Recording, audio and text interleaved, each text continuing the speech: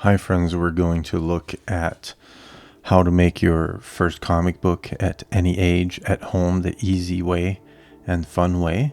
But before doing that, I want to mention that this is a free video.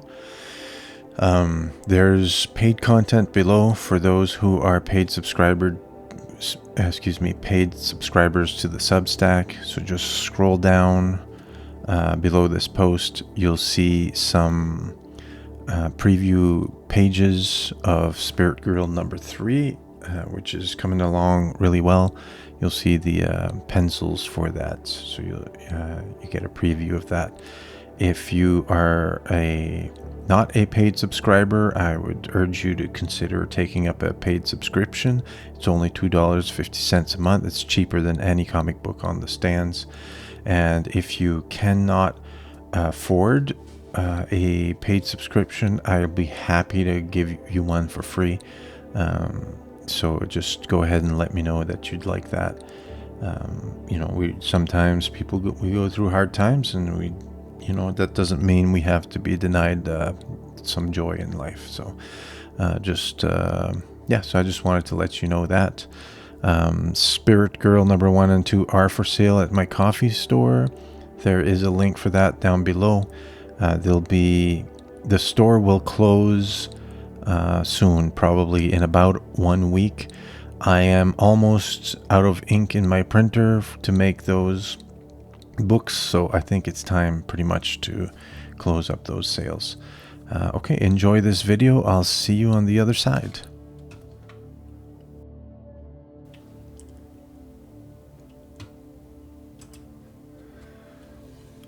Hi friends, welcome to Comics Odyssey. Once again, thank you so much for joining me. Today we're going to be talking about how to make your very first comic book at any age. This is a very easy way to make a comic book, and it's an activity you can do together with your friends, with your family, or by yourself, just to practice how a comic book is put together. Now, I have put together some comic books that I've put up for sale, and I did everything at home. And this was sort of the process that I used to learn how a comic book gets assembled. So this is kind of a stripped down version of it. All you need is these 3 items here that you see. A piece of paper, roughly rectangle like this. It can be bigger, smaller. You don't want to go too small. So 8.5 by 11 is just basic copy printer paper. So it's easy to get that. You probably have some laying around. You need a pencil to make your drawings, and a butter knife to put your peanut butter and jelly on it after. No, I'm kidding, of course. You'll see what it's for. It's very simple. So first, with your piece of paper, you know how to fold paper, so you just fold it in half a bunch of times. So you fold it in half once and press firmly on the fold, and then you fold it in half the other way, and you can see already 2 folds. We already have roughly the dimensions of a comic book, right? So if this comic book was shrunk about 60%, 40%, it would be roughly this size.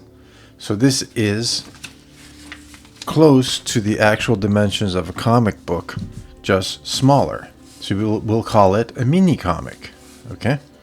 So now already you have the cover, the inside spread, and the back cover. You could even fold it one more time if you wanted to make a smaller comic. So let's do that, and we'll have more pages, because a comic with just 2 pages inside doesn't make sense, right? So now we've got, again, proportionally pretty much the size of a comic book. And we have 1 page. Oops, only 2 pages still. Well, this is where the butter knife comes in. What you're going to do is you get a butter knife with the serrations. Now you can use this kind of knife here, but since this exercise is for kids, it's safer if you use a butter knife, right? So as long as your folds are firm, just slide your knife at where the fold is and push it firmly against the corner of the fold, and you just pull, right? And it opens up the fold. It's not going to be a clean cut, but that's okay. We're just practicing here, right? Just make sure everything's cut properly. And if it's not ripped all the way, you just go again. And then you start having a comic book. So let's do like that. We'll do it again here. Right. So here, now we have 1, 2, 3, 4, 5, 6, 7, 8, 9. Oh, these pages are stuck together. No problem. Just go cut that fold. Of course, with the sharp knife, you're going to have a cleaner cut. So if you want to ask an adult to do that for you, you can do that. Okay? So now instead of a 4-page comic, you have 1, 2, 3, 4, 5, 6, 7, 8, 9, 10, 11, 12, 13, 14, 15, 16, right? So you have a lot more pages. And see how it's a little rough there? Doesn't matter. This is just for practice. And here is where you can get a stapler. Now I have a long arm stapler because I make my comic books big, but you can get just a normal stapler. Now you don't have to have this. You can just put pieces of tape on the end like this, right? These comic books are not meant to be super fancy or anything. You can just put pieces of tape like that just to hold the pages together. This is just for practice. And the pages hold together. Don't worry about it. Doesn't matter. Right? You're not going to be sending these to a publisher. It's just for fun. But if you want to use a staple, you just line it up like that. Staple it in the middle, and then they hold together. Okay. Now what you're going to do, you're going to label your pages just to keep track of everything. You can put cover,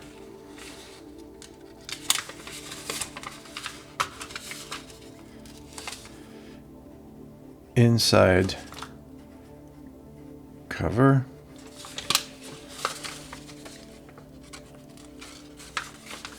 page 1, page 2, page 3, and so forth. Okay? So I've labeled them. So that if you take it apart, you'll still know where all the pages are. So for here, what you could do is do 2 panels per page. So you draw your first drawing on the top here, right? Divided. Or if you're willing to draw smaller, you could split it into 4 panels like that, right? But 2 panels is fine. You could do 1 panel per page. Each page has 1 image. It's up to you. Maybe try with 1 panel per page first. So you have because each of these pages is going to be, maybe roughly the size of a single panel or 2, right? If you look at comic books here, right? So this panel here, a little bit smaller than this page, right? Or these two panels, roughly the size of this page, right? So it gives you an idea of what you can play with. And then you draw your stick figures, you draw your heroes, you draw your characters, and then once it's done, you have your comic. Now I like to use staples because then you can remove the staples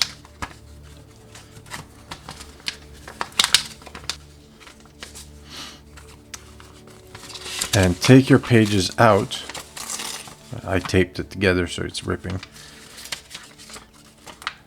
In case, now they're all labeled by page, you can put it in a photocopier and photocopy them, cut them out with scissors, cut the photocopies with scissors and put them back together, and then you are in business, right? You're making comic books. If you want to give those comic books to people in your family or something like that, you could.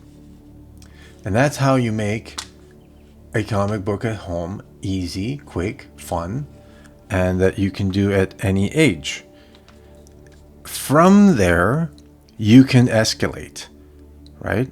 You can cut it clean with a knife like this. You can trim the pages on the edge so that the edge comes out nice and clean, right? You could use a ruler to cut your pages, right? If you use a computer and a software to assemble your pages, you could scan them, take them to a computer, and because everything's numbered, you would know how it's all put together, like in Adobe InDesign or something like that. That's how I started making comic books at home without using outside printer or anything like that. So go ahead and try, play, and have fun, and then bit by bit you escalate, and then you teach yourself how comic books get put together and how it all works. So enjoy it. If you make a comic book, let me know, post it below or something, and I'd love to take a look at it. Good luck. God bless.